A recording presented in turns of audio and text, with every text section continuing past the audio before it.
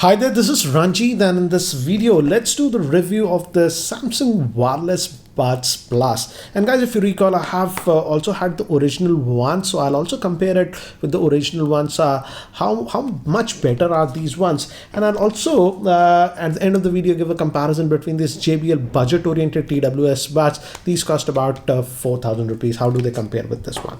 So these are the new earbuds, and as you can see, this is the old one that I have, the white one.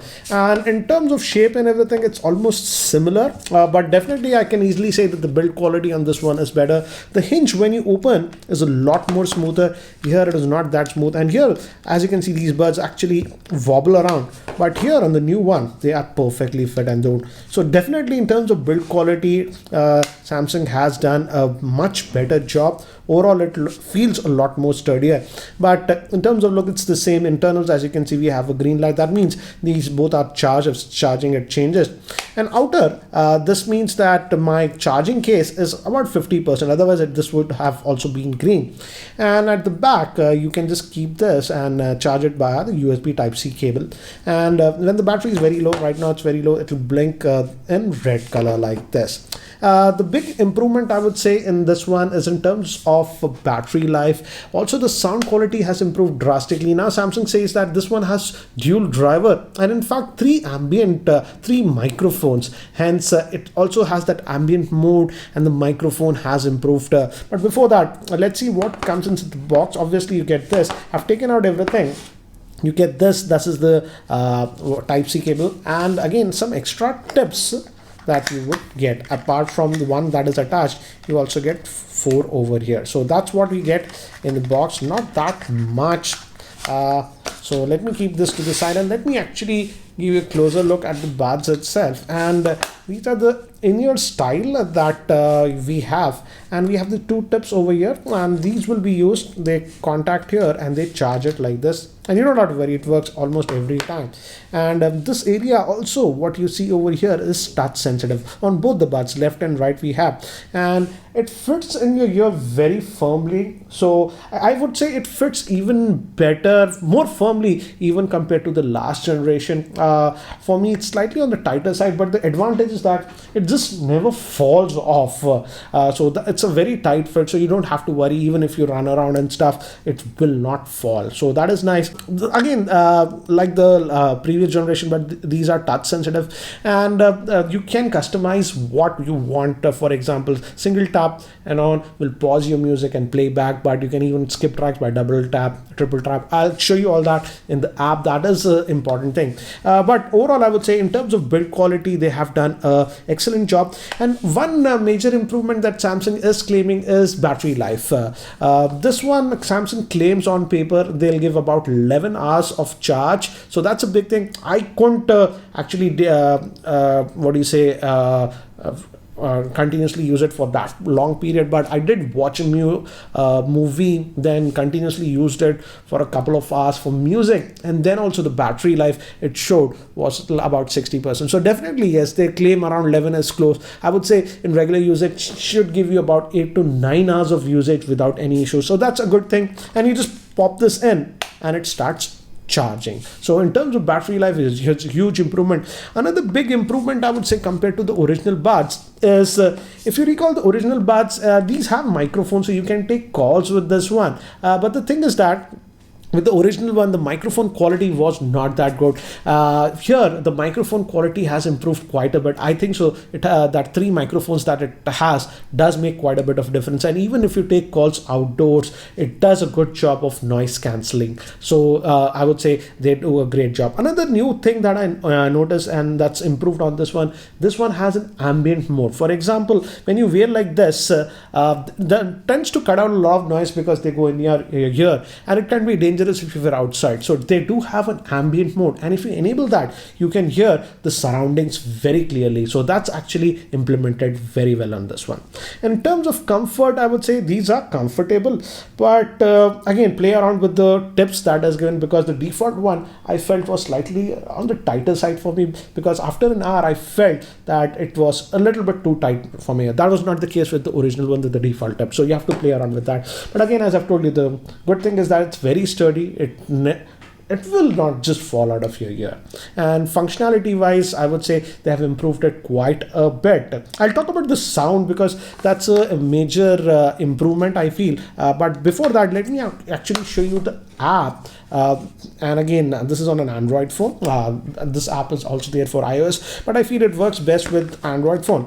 And obviously it connects over Bluetooth, and if you open it, it shows you how much charge is left and stuff like that. This will work only, I think so, on Android phones. And of course you have that app. It's a Samsung Galaxy wearable app, and it's connected right now. Again, it shows you how much charge is there. As I've told you, the earbuds, if you just keep in, they charge, so it's on 100%, and you can toggle on the off this ambient sound.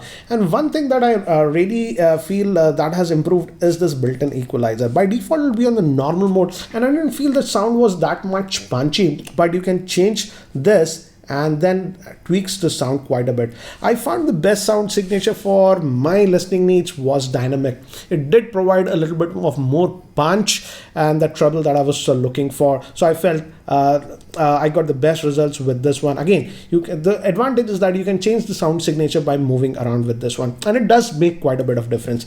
Again, you can even customize the touch. Again, as I told you, single tap will pause and play, double tap will go to the next track, triple tap will take you to the previous track, and you can touch and even hold it.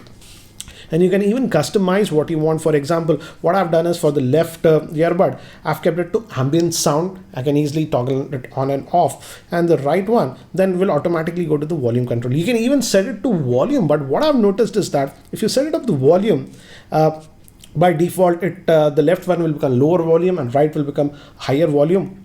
You can't keep it to ambient. So that is something that I've noticed, but apart from that, it does a good job. And even in advanced setting, I've found you can toggle this some more options like labs. If you go, you can have the gaming mode also on. That is for low latency.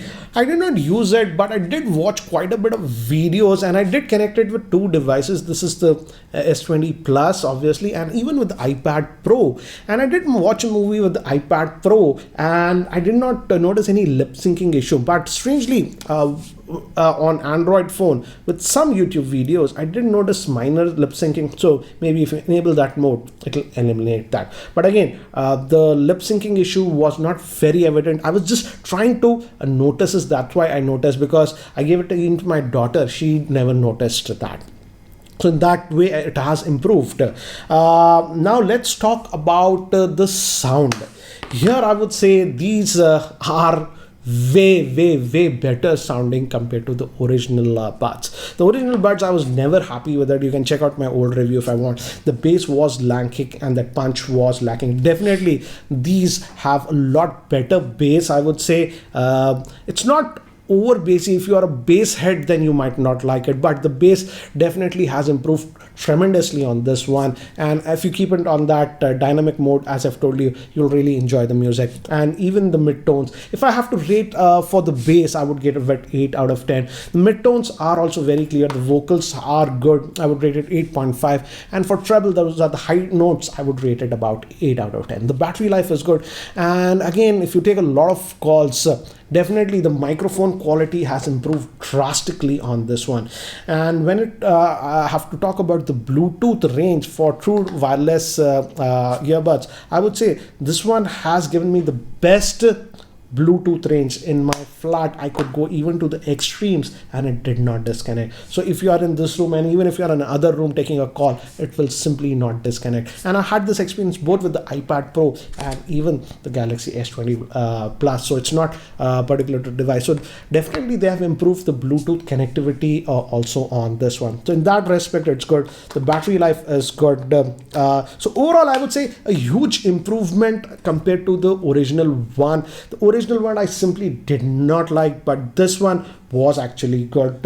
And I would say it's a huge improvement, but again, these cost in India for about 12,000 rupees. So again, that's a little bit on the higher side, I would say. I haven't tested the what do you say, Apple AirPods Pro, so I can't compare with that one. But again, on the budget side, if you recall, a few months ago, I had reviewed these JBL C100 TWS earphones. Again, yes, the build quality of the Samsung is way better. These are totally plasticky in nature, but in terms of sound, I would say, if you just talk about the sound, not anything else, those ambient sound features and tweaking and all those things, definitely I feel the JBL did offer a lot more punchiness in the music, and the bass was also better on this. So purely in terms of sound, I would say the JBL goes ahead. But again, the advantage of this one was that superior battery life, and also you can tweak that sound signature, as I told you, and that ambient sound. And also for calls, I felt this was better because of that improved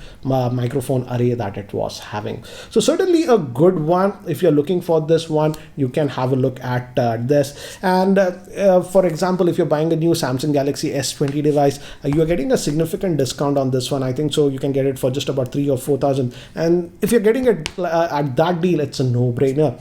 But at about 12,000, if you're paying a full price, then I would say I'm 50-50 on it.